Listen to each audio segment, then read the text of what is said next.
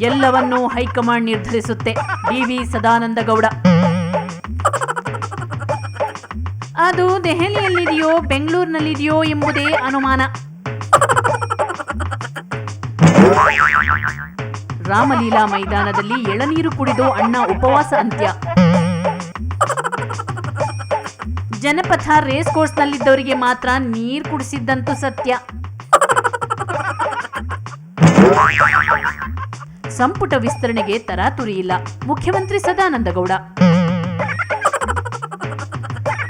ಮಾರೇರೆ, ನೀವು ಮುಖ್ಯಮಂತ್ರಿ ಆದ್ರೆ ಸಾಕ, ನಾವು ಗೂಟದ ಕಾರಲ್ಲಿ ಓಡಾಡೋದು ಬೇಡ್ವಾ ಅಂದ್ರಂತೆ ಸಿಟಿ ರವಿ. ಮಂತ್ರಾಲಯಕ್ಕೆ ಹೋಗಿ ಬಂದ ಯಡಿಯೂರಪ್ಪ.